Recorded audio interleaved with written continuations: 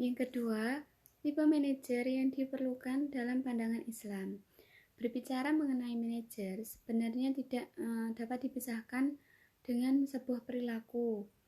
Nah, sehingga dengan pemahaman ini diharapkan akan membawa seseorang itu berperilaku secara benar dan juga konsisten, sehingga tanggung jawabnya bukan hanya kepada pemimpin semata, tetapi lebih dari itu, ialah tanggung jawab kepada Allah Subhanahu wa Ta'ala. Nah, apa sih manajer itu?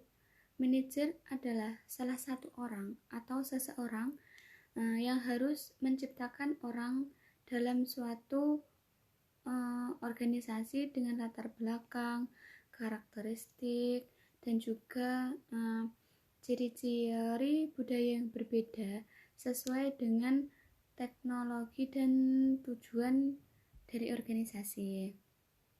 Nah, selanjutnya apa sih tugas seorang manajer itu?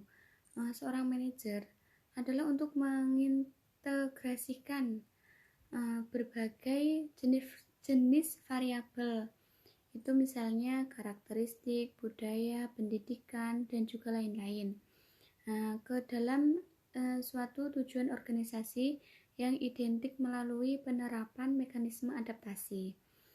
Setiap kegiatan dalam manajemen diupayakan menjadikan amal soleh yang bernilai abadi dengan beberapa syarat, yaitu sebagai berikut.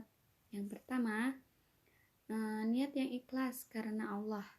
Nah, padahal mereka tidak disuruh kecuali supaya menyembah Allah dengan memurnikan ketaatan kepadanya dalam menjalankan agama yang lurus, dan supaya mereka mendirikan sholat dan menunaikan zakat, dan yang demikian itulah agama yang lurus. Itu dari Al-Bayyinah ayat 5. Nah, yang kedua, tata cara pelaksanaan sesuai dengan syariat. Segala amal perbuatan yang kita lakukan hendaknya sesuai apa yang diajarkan oleh Allah dan Rasul, dan jangan sekali-sekali mengajarkan sesuatu tanpa ada dasar ataupun contohnya atau bid'ah. Nah, untuk yang ketiga, dilakukan dengan penuh kesungguhan. Nah, kesungguhan atau mujahadah merupakan bukti dari keikhlasan kita dalam berbuat ataupun dalam melaksanakan segala sesuatu. Nah, selanjutnya adalah tipe-tipe manajer yang diperlukan dalam manajemen Islami menurut Didin Hafiduddin dan Henry Tanjung dalam bukunya Manajemen Syariah, yaitu yang pertama, ketegasan. Nah, jika seorang manajer mengatakan sesuatu itu A dengan argumentasi yang jelas, maka harus disepakati bahwa itu adalah A. Nah, manajer yang sangat dibutuhkan saat ini adalah manajer yang mempunyai ketegasan dalam menentukan sikapnya. Nah, untuk yang kedua, musyawarah. Nah, manajer yang baik itu adalah manajer yang selalu bermusyawarah, yang esensinya saling menukar pendapat. Nah, yang merespon pendapat-pendapat dari bawahannya atau karyawannya, dan keluhan dari karyawannya. Nah, untuk yang ketiga, keterbukaan. Seperti yang dicontohkan oleh Umar bin Khattab, beliau merupakan seorang manajer sekaligus pemimpin yang baik.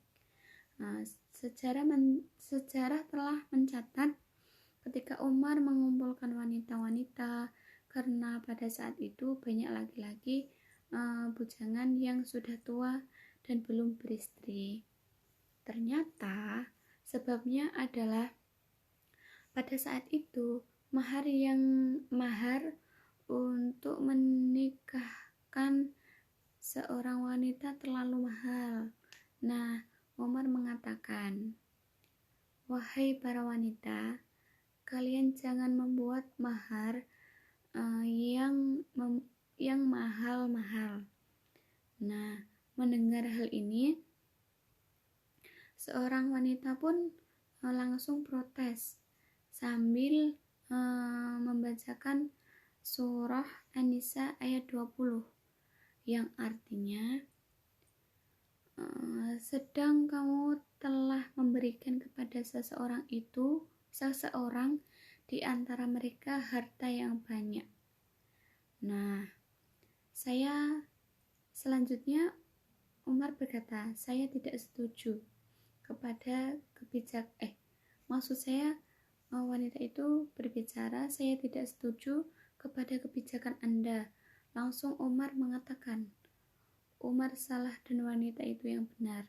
Kisah ini menunjukkan bahwa manajer yang baik itu adalah manajer yang transparan dan terbuka dalam segala hal, menyangkut pekerjaan ataupun kebijakan, bahkan juga menyangkut keuangan dalam organisasi itu, dan juga penghasilan lainnya.